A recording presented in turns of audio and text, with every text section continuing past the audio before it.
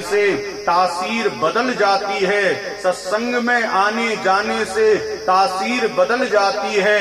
ऊपर का फ्रेम वही होता है, अंदर से तस्वीर बदल जाती है। समझ में नहीं आई? अच्छा, समझ में आए तो फिर हमें भी बता दिया करो कि महाराज जी हाँ समझ में आ गई, नहीं तो फिर हम चेहरा देखते रहते हैं कि महाराज ये क्या हुआ, इसको समझ में आए तो कम से कम हिंट तो दिया करो। एक जगह मैंने कहा हिंट दिया करो तो वो महाराज ठीक है, हम भी बड़े कंफ्यूज महाराज ये हाँ है कि ना है। इसलिए महाराज ये दोनों कर कमलों को आप प्रयोग किया करो, इससे कि हमें पता चल जाए कि हाँ भाई आपको समझ में आई है। और जो नहीं बजाएगा तो हमें समझ में आ जाए कि भाई दोबारा इसको रिपीट करना है, दोबारा समझाना है। सत्संग में आने जाने से तासीर बदल जाती है। तासीर का मतलब होता है स्वभाव।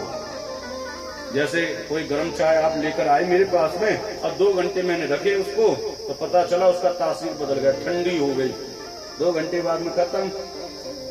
सत्संग में कुछ ऐसा ही, सत्संग में आते हो आप 3 घंटे बैठते हो तो कुछ ना कुछ तो फर्क पड़ेगा ना। तो सत्संग में आने जाने से तासीर बदल जाती है। ऊपर का फ्रेम, बोले आप ऊपर से नहीं बदलोगे, ऊपर से जैसे हो वैसे ही रहोगे। आप गोरे हो तो गोरे रहोगे, आप काले हो तो काले रहोगे।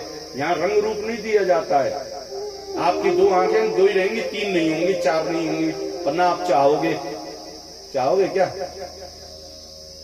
तासीर बदल जाती है। ऊपर का फ्रेम वही होता है पर अंदर से आदमी अंदर से बदल जाता है।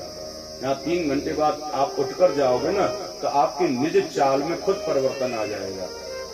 जिस तरीके से आप चलोगे ना उसमें एक संतुष्टि होगी, एक ऐसा अंदर से फीलिंग्स जागृत होगी कि हाँ भाई कुछ तो मिला।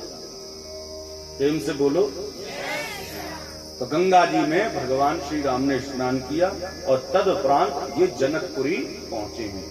अब जनकपुरी तो पहुंच गए, यहाँ प्रभु श्री राम का विवाह होगा जानकी जी के साथ में, परंतु यहाँ पर रामचरितमानस में माँ जानकी के जन्म की कथा को नहीं दिखाया गया है।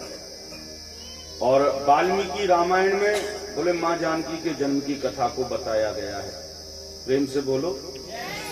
तो आइए हम सभी जो है सर्वप्रथम जानकी जी के जन्म की कथा को श्रवण करेंगे। एक दिन की बात है, जनकपुरी के राजा हैं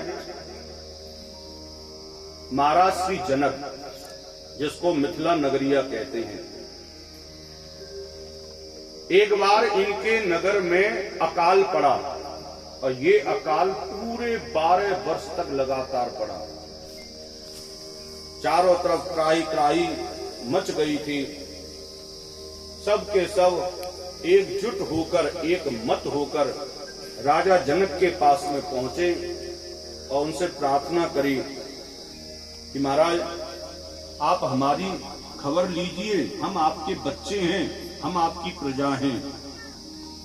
लीजिए खबर हमारी है राजन प्रजा दुखारी, हम किसके द्वारे जावें दुखड़ा किसे सुनावें।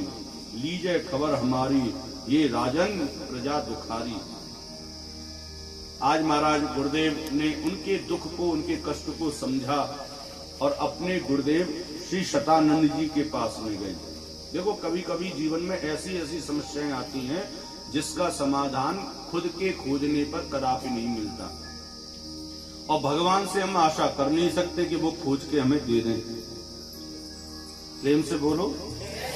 देखो मैं आपको बताता हूँ, आपके यहाँ पर आपका बालक है और बढ़िया सुंदर उसने MBA कर ली या CA कर लिया या IT कर ली, इंजीनियर बन गया, लेकिन उसके बावजूद भी उसको जॉब नहीं मिल रही है। ठीक है ना। अब जॉब नहीं मिल रही तो आप किससे कहोगे? माता पिता से कह दिया, माता पिता पे कोई असर नहीं, वो कहां से दिलाए महाराज? गवर्नमेंट के हाथ में, आपकी मेहनत के हाथ में। तो आपके पास में फिर एक ही चीज नजर आती है, बोले भगवान, भगवान के पास जाएंगे। लेकिन एक बात का ध्यान रखना, भगवान के पास जाने के लिए वे श्रम भी चाहिए, मेहनत भी चाहिए और तपस्या भी चाहिए, तब जाकर आपकी चिट्ठी, आपकी रिक्वेस्ट वहां तक पहुंचेगी।